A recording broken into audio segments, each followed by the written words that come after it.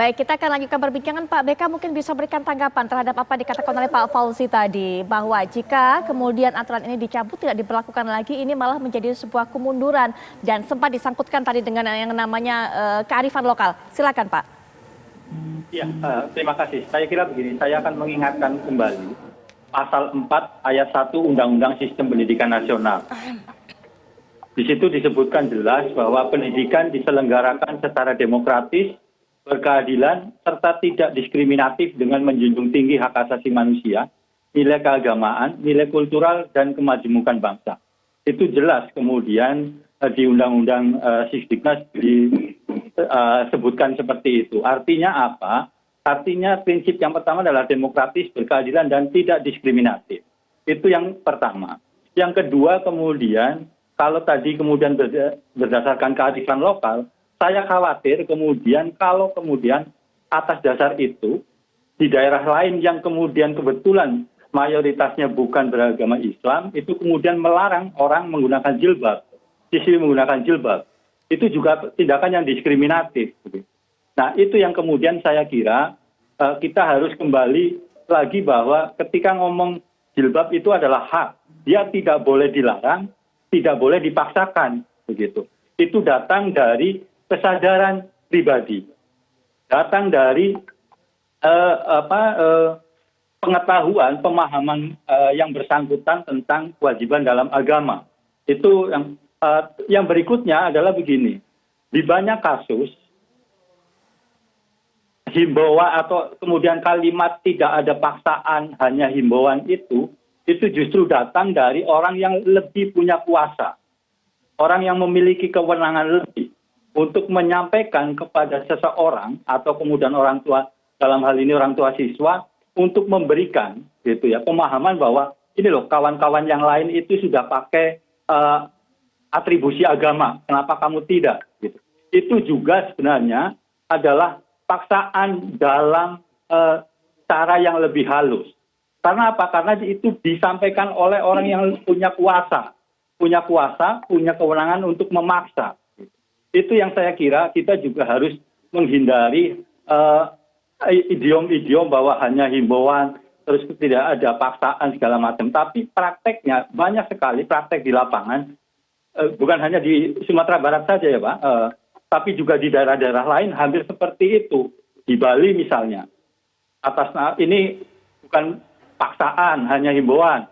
Anda sebaiknya tidak menggunakan jilbab. Itu juga bertentangan dengan hak asasi manusia. Baik. Gitu. Itu diskriminatif begitu. Pak Fauzi, silakan tanggapannya Pak Fauzi. Ya. Ini Pak BK baru khawatir, sedangkan itu berjalan 15 tahun. Kekhawatiran Bapak tidak terbukti. Kalau cuma 1 dalam sejuta, itu kalau Bapak gimana sih? Kalau pelajaran yang saya terima dulu ya, kalau kita tanam 1.000 pohon, terus matinya 125 batang, itu dianggap sukses Pak. Apalagi ini 1 banding sejuta. Jadi Bapak nggak ngerti ini tentang bagaimana kearifan lokal, ya. Bahwa ini adalah kearifan lokal dan orang tua semua mau, tidak ada keberatan. Anak-anak yang kita itu adalah anak-anak sedang puber. Anak umur katakanlah 15 atau ya 12 sampai 17 atau 18. Anak sedang puber. Harus dikungkung Pak. Tadi kearifan lokal kekhawatiran diskriminatif di mana yang Pak katakan diskriminatif ya. Kenapa? Karena tidak ada kita paksa satupun. Mereka karena minoritas di Sumatera Barat, mereka menyesuaikan. Kalau kopiah itu sempit Pak, jangan kepalanya yang dipahat. Kopiahnya yang menyesuaikan kepada kepalanya. Keliru besar itu. Kalau kepalanya yang dipahat. Kopiahnya yang diperbaiki kok, yang diperbesar dan sebagainya. Jadi kalau dari Komnas HAM hanya melihat sebuah diskriminatif terus, nggak ada. Siapa yang kita paksa? Tanyakanlah kepada Bapak, random dulu dong, ya. Random dulu di Sumatera Barat sana, adakanlah sampling berapa contoh yang Bapak lakukan untuk bagaimana sesungguhnya terpaksa nggak kalian di situ. Saya sudah beri contoh tadi bahwa mahasiswa UNAN, ya, mahasiswa UNP, mahasiswa Bung Hatta, dan universitas lain di Padang itu, ada paksaan, ada himbauan, nggak ada himbauan. Tapi otomatis 95% semuanya berpakaian busana muslim itu. Hanya kearifan lokal karena sudah terbiasa selama 12 tahun dia melakukan. anak Islam khususnya. Anak-anak non-Islam ya sesuainya pula. Baik. Jadi jangan ini Bapak menekankan terus pasal-pasal yang ayat 4 tadi. Nggak benar itu. Baik, Pak Jadi Bapak Fauzi. cuma melihat ini diskriminatif tidak. Baik, Pak Kita Fauzi. maunya kucing ini yang mau makan tulang. Kambing nggak usah berkomentari kalau kucing suka tulang gitu. Baik, Pak Fauzi, mungkin kita akan berikan kesempatan juga untuk Mbak Retno untuk bisa berikan komentar, karena ini atas nama dari kearifan lokal yang diangkat, Mbak Retno. Ya. Ya, kalau saya ini pakai data ya. Baru ada kali ini. Baik, sebentar. Jadi kalau Ibu Retno pun mengatakan ini ajarin himbauan-himbauan, sudah dihimbau. Baik, Ini baik, Pak Fauzi. pelaksanaan lagi. Baik Pak, kita Ya. berikan kesempatan terlebih dahulu, Mbak Retno silakan. Ya. Ya, terima kasih atas kesempatan yang diberikan. Yang pertama adalah saya bicara data ya. Kalau berdasarkan saya pernah mengajar selama 24 tahun jadi guru dan kepala sekolah. Di dalam proses itu, saya kebetulan di sekolah negeri karena saya ASN. Dan bagaimana semakin kesini memang semakin kuat gitu ya. Misalnya sikap-sikap seperti intoleransi yang terjadi.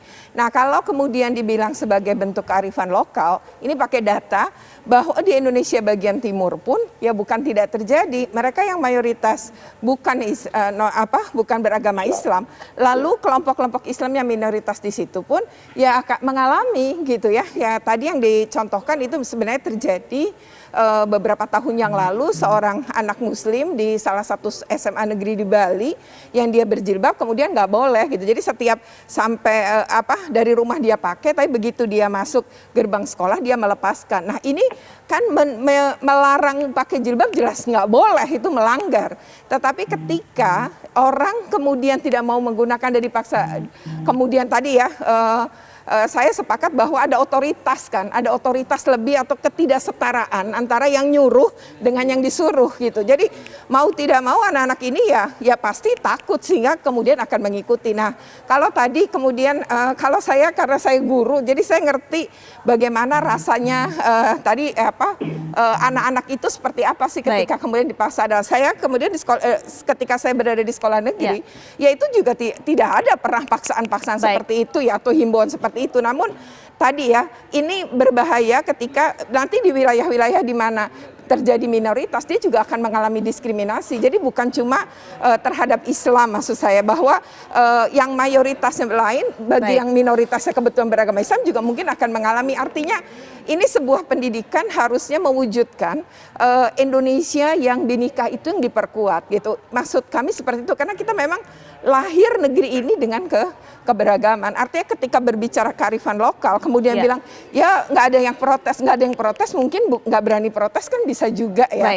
Tapi saya tidak mau berdebat soal itu, tapi secara prinsip kan ada Undang-Undang Sidiknas di pasal 4 ayat 1 itu yang dengan jelas bahwa penyelenggaraan pendidikan di seluruh Indonesia selama ini adalah wilayah Republik Indonesia, maka berlakulah hukum positifnya Indonesia gitu, termasuk Undang-Undang Sidiknas. Baik, Mbak Retno. Pak Kiai juga mungkin bisa berikan tanggapan mengenai hal ini. Ya, yang dikhawatirkan oleh Komnas HAM dan Sidiknas itu adalah melarang keyakinannya orang. Sementara di Sumatera Barat itu memerintah keyakinannya orang. Jadi tidak seimbang.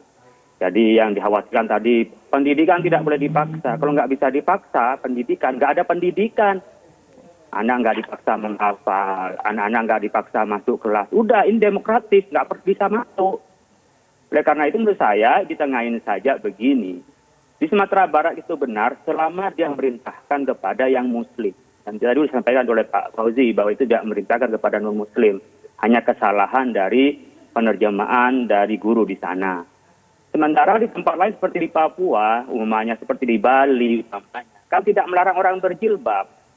Tapi tidak boleh juga kita itu melarang untuk memakai pakaiannya sebagaimana yang ada pada adat di sana.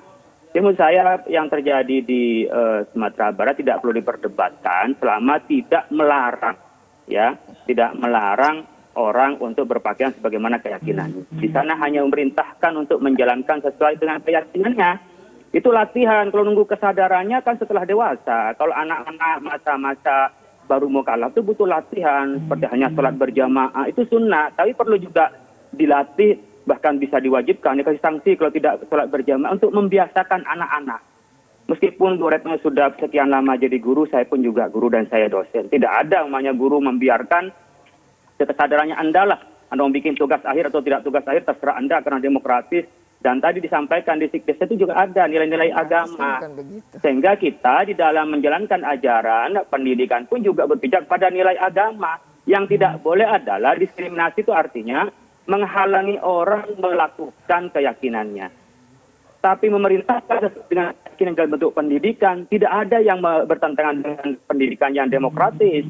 Tidak ada yang bertentangan dengan pendidikan kita. Buka saja undang-undangnya. Kalau tadi melarang berjilbab, itu salah. Kalau sampai nanti tadi mewajibkan orang non-muslim berjilbab, itu salah. Ya. Tapi orang muslim disuruh berjilbab, saya pikir benar. Baik, Gitulah. tapi tidak mewajibkan memakai jilbab kepada non-muslim begitu ya Pak Kiai ya? Jangan mewajibkan, itu salah. Baik. Kalau itu. Menurut Islam pun salah. Baik. Menurut Islam pun. Baik, terakhir Pak BK, mungkin singkat Pak BK, agenda dari Komnas HAM besok Pak, karena memang kabarnya akan melakukan pembicaraan termasuk juga memanggil dari pihak SMKN 2 Padang mengenai hal ini? Ya, betul. Besok pagi akan ada pertemuan antara Komnas HAM, Ombudsman, dan Dinas Pendidikan Provinsi Sumatera Barat. Kami akan membicarakan soal peristiwa yang terjadi seperti apa, duduk persoalannya, kemudian mereview kebijakannya, serta kemudian melakukan pembicaraan soal mekanisme perlindungan dan pencegahan supaya hal yang sama itu tidak terjadi di masa depan.